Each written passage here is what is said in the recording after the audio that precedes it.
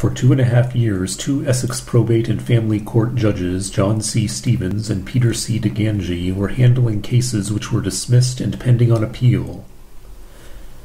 This makes whatever they did during that time legally invalid.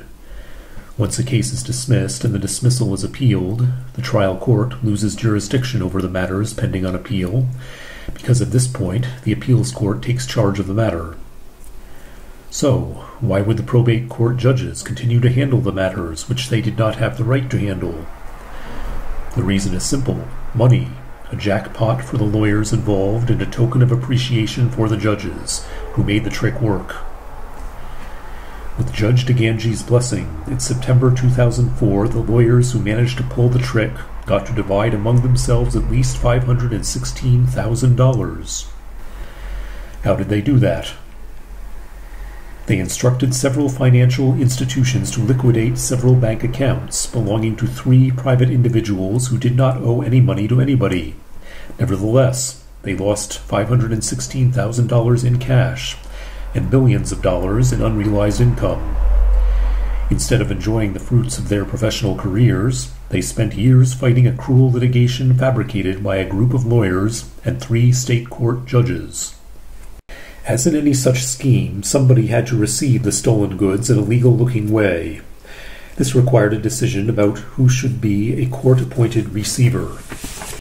Judge DeGangi's golfing buddy, attorney Anthony M. Metaxas, seemed like a perfect choice, a local gray eminence of sorts, and a partner in the prestigious North Shore law firm Metaxas, Norman & Pigeon. But how about Judge Stevens? Was he left out? No. Judge Stevens, apparently in need of some cash, did not even wait for the final heist. In May 2004, he simply ordered one of the defendants in the dismissed cases to write a check for $1,500 to the judge of Essex Probate Court, as a condition of the defendant's release from the arrest ordered by Judge DeGangi 3 days earlier. Normally, any court-ordered fine is paid to the Commonwealth of Massachusetts, but in this case, nothing is normal, so Judge Stevens figured, what the heck, and personally cashed the check and pocketed the money. And there'll be a further order that will read, Chester Chalupowski shall be released from custody upon payment of $1,500 to Judge of Probate Court and $300 to Essex Sheriff's Department for executing the capias. So how is it possible that the Essex Probate Court judges are allowed to handle dismissed cases, order defendants to write checks, and personally cash the checks obtained from the defendants? Is anybody watching what the judges are doing? Not really. One of the persons who should be supervising the court's affairs is the Registrar of Essex Probate, Pamela Casey O'Brien. But Pamela Casey O'Brien is too busy to do her job, since she jogs and shops during her work hours, as documented by the I-Team and Joe Bergantino. Tonight, an I-Team investigation every Bay State taxpayer should see. Our hidden cameras catch a highly paid elected official not putting in a full day's work for a full day's pay. I-Team reporter Joe Bergantino shows us another example of what's wrong with the court system. You should be as lucky as Pamela Casey O'Brien. She reports to no one. She can take as many vacation days, personal days, and sick days as she wants. And she takes home a hefty salary, almost $89,000 a year. Casey O'Brien is the Register of Probate for the Essex County Probate and Family Court in Salem, now serving her second term in this elected job. Responsibilities: to keep track of the county's probate court records and to oversee an office with 40 employees and a $1.3 million budget. The court system's Code of Professional Responsibility says a register must, quote, devote the entire time during normal court hours to the duties of his or her office. But is Pamela Casey O'Brien doing that? Listen to this person who's worked in the court system. How many hours is she putting in on average? On average, I'd say about 4 to 4.5 hours a day. So the I-Team decided to watch Casey O'Brien. On this particular day, she arrives at the courthouse in Salem at 8:21. At 12:25, there's Casey O'Brien leaving the courthouse. Total time on the job, 4 hours, 4 minutes. So what else did Casey O'Brien do on this day? At 12:35, our hidden cameras caught her food shopping in Peabody. She didn't just run inside for a few items. That's her leaving the store with a shopping cart full of groceries. After she leaves the market, at 1:10, she stops to gas up her Mercedes. By 1:30, she's back home unloading all of her shopping bags, but doesn't stay there for long. At 2:32, Casey O'Brien heads out for about a 5-mile run on the streets of Saugus.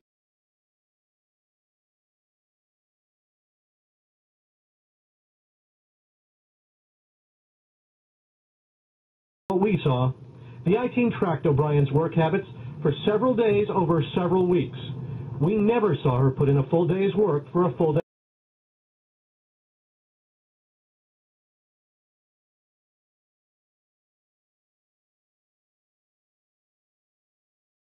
Minutes of that time shoe shopping in Swampscott with a coworker. So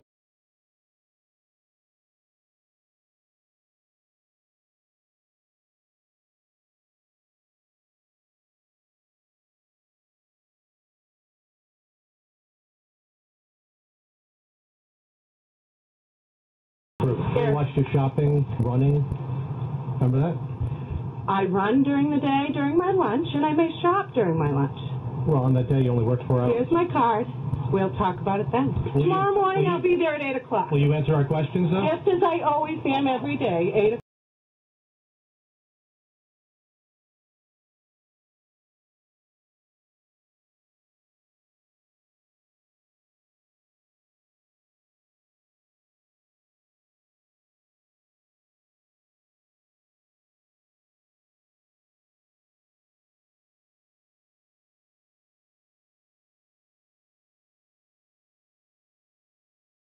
This is a quote. Like most working parents, I am constantly balancing my work responsibilities and my family obligations. This in no way takes away from my deep commitment and dedication as Register of Probate. It is cheating. It's cheating the taxpayers. Pam Wilmot heads up the government watchdog group Common Cause of Massachusetts. We told her what the IT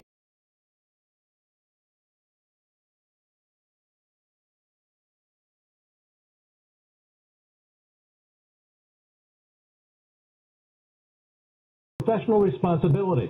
If that committee recommended discipline, the state's highest court would have the final say.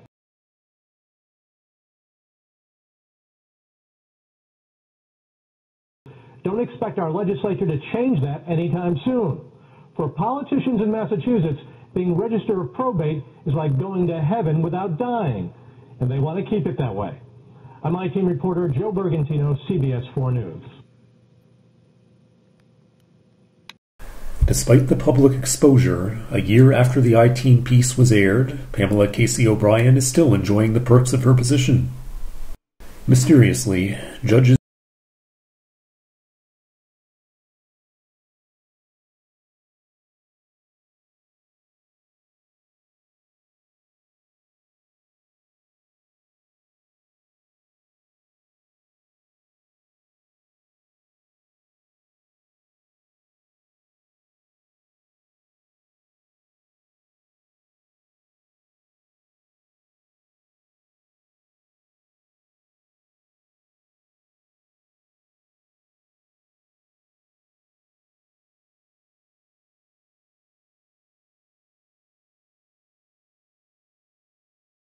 Team investigation 2 months in the making.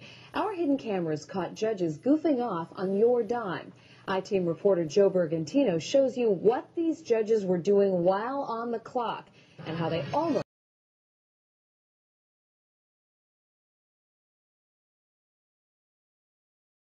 $13,000 a year. On this day, Rocket arrives at the Middlesex County Probate and Family Court in Concord around 9:44 a.m.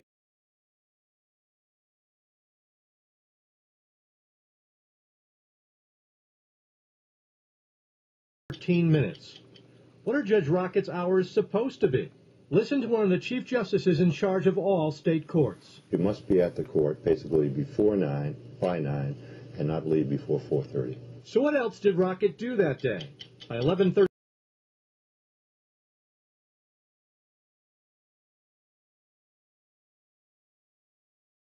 downtown Marblehead, and by 12:30, back to his house for the rest of the afternoon. An unusual day for Edward Rocket?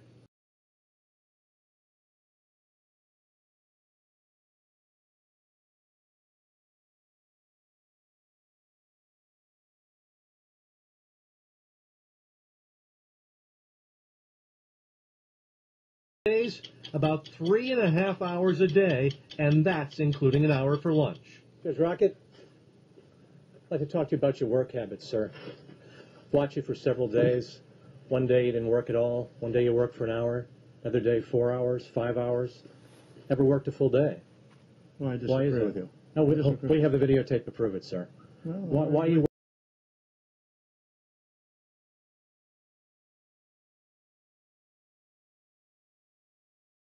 We've watched you in this yard.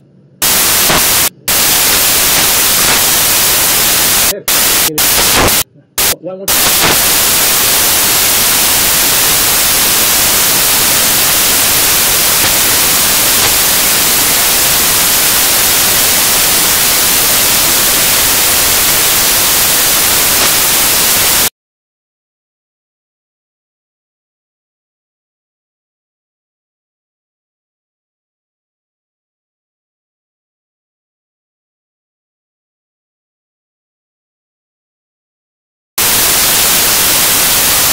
Good morning. Essex County.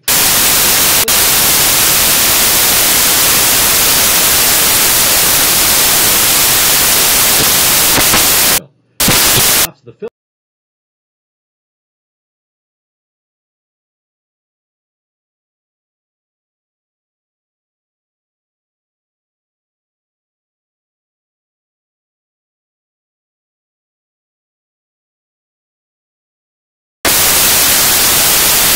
In Brooklyn. Still day salon.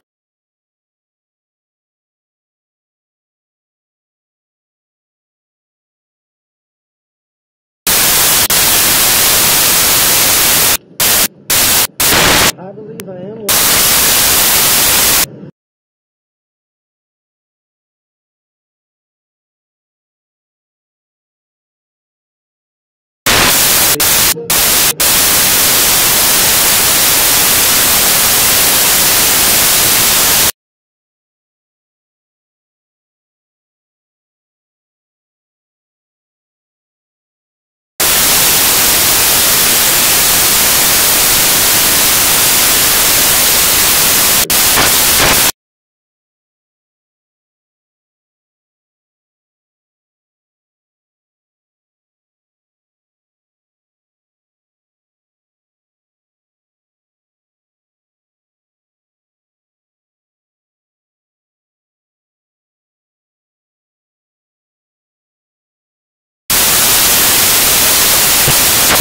Back home.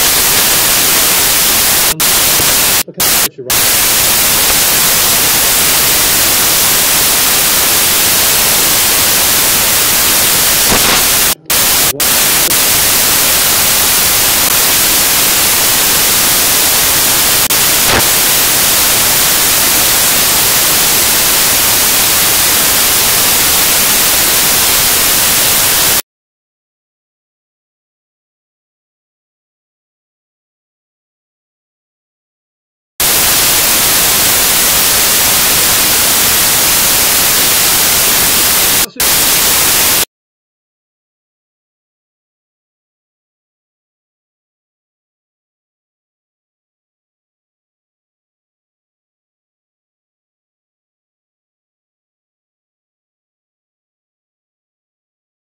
then, take a vacation day. I would.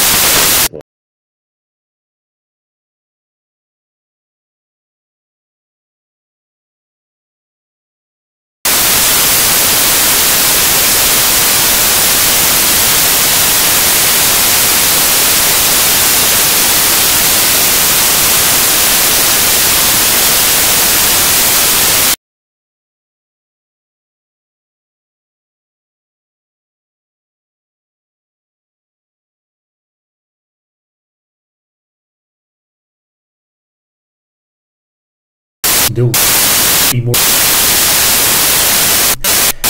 leave the degree assigned where to the Essex Probate Court in Salem. They take while it is for a to cover up the wrong predecessor.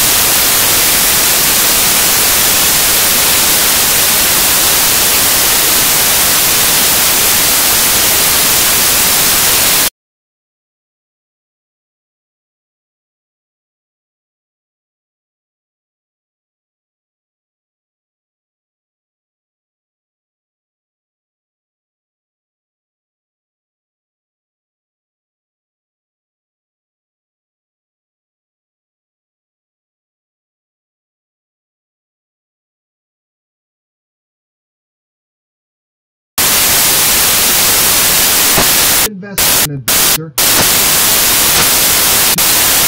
out of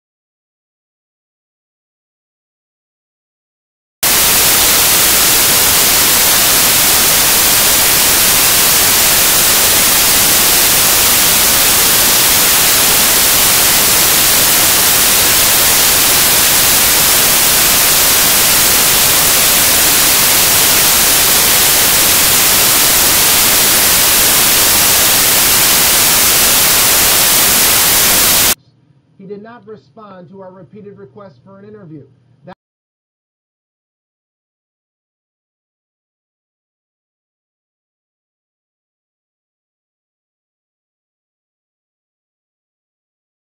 Paralleled in the experience of this court.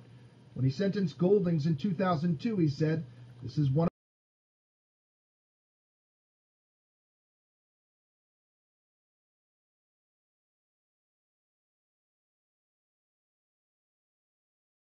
personally. I was always proud to have you in court, Mr. Goldings. You made the court proceedings better. You truly were one of the best of us." Judge Young and Goldings both went to Harvard and Harvard Law School, although they weren't in the same class. After Judge Young was appointed to the federal bench in 1980,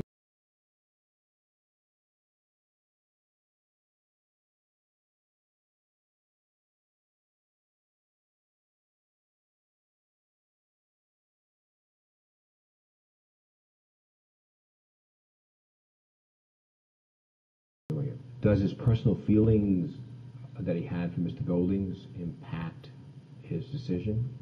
I can't tell you. the federal sentencing guidelines for Goldings suggested he should go to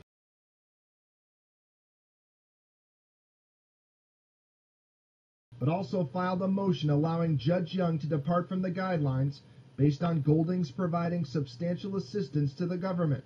Judge Young chopped the prosecution's recommendation in half.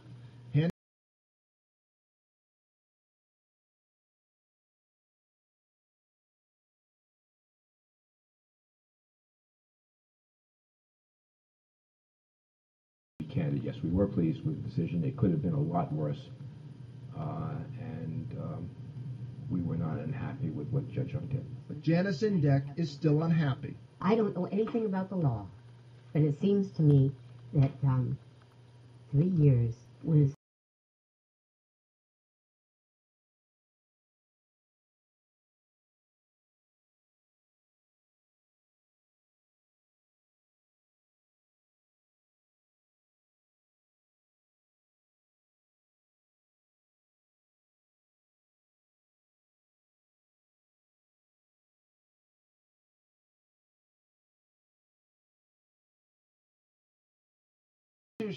His attorney says to date, he hasn't paid a dime. And despite Golding's substantial assistance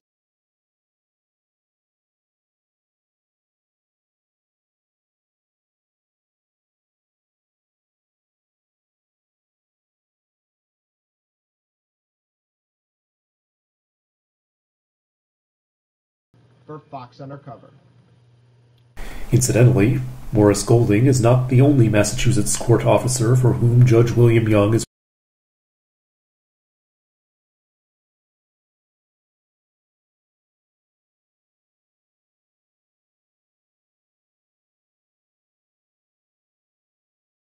brought out against Judge Stevens, Judge DeGangi, and 14 other defendants. Judge Young's favorite pastime on the federal bench appears to be corrupt favoritism toward fellow lawyers, and now the Essex County schemers are getting ready to distribute among themselves another $500,000. Why not? After all, the federal judge, William G. Young himself, said it was okay. They only stole $1 million so far, a far cry from the $18 million pocketed by Mr. Golding, now vacationing in Florida. Did we mention who plays golf with Judge Young? In 1980, a commission led by John William Ward, former president of Amherst College, produced a 2,000-page report about corruption in Massachusetts. The document's introduction stated, "We have learned that